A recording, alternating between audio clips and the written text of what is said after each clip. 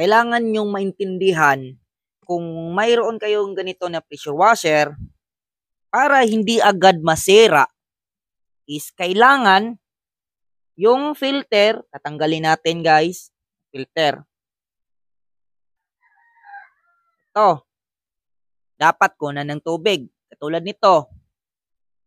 Minsan yung filter na to guys is marumi. So, kapag marumi siya guys, ang mangyari ay nababara dito sa pump. At kung matitignan naman natin guys, ito may gauge dito na banda. So kapag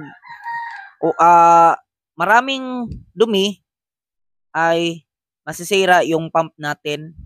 Yun ang dahilan bakit kadalasan ng mga hindi marunong mag-maintenance sa mga pressure washer ay nasisira. At ang pinaka-importante guys sa lahat is yung gun niya. Pakita ko sa inyo yung gun. Pakita ko sa inyo yung gun guys.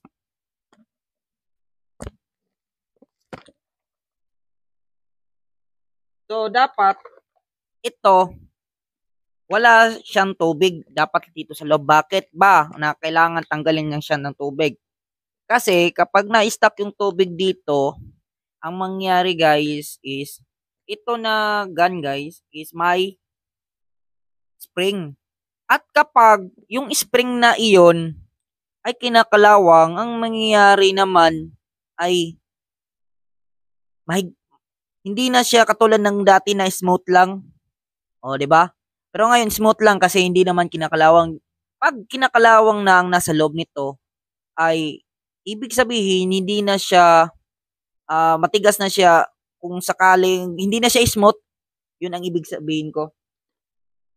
At ito, dapat hindi ito maistakan ng tubig. Bakit ba kailangan na hindi ito maistakan ng tubig? Kasi kinakalawang minsan yung nasa ilalim at maraming mga algae.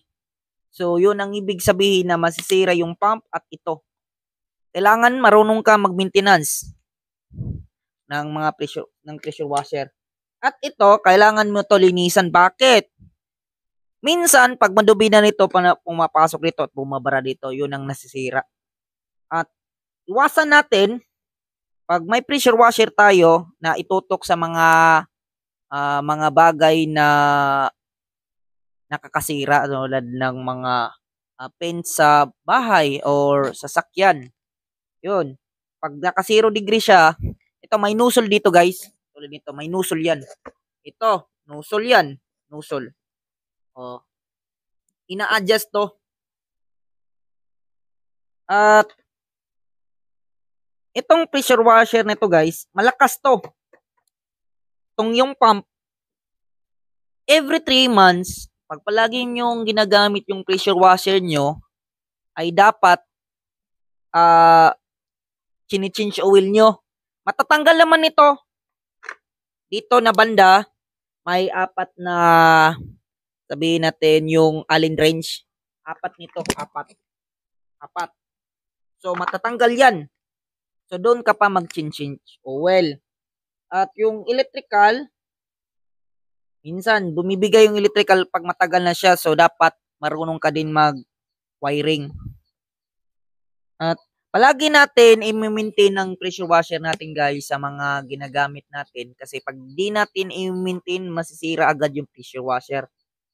So, sa mga hindi nakakaalam, yung pressure washer guys is may maintenance.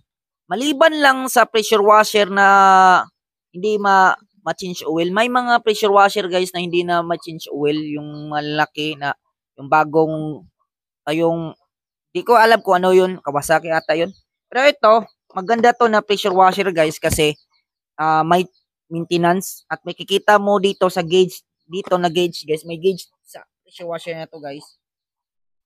So kung malakas ba ang pwersa niya. At bukod doon,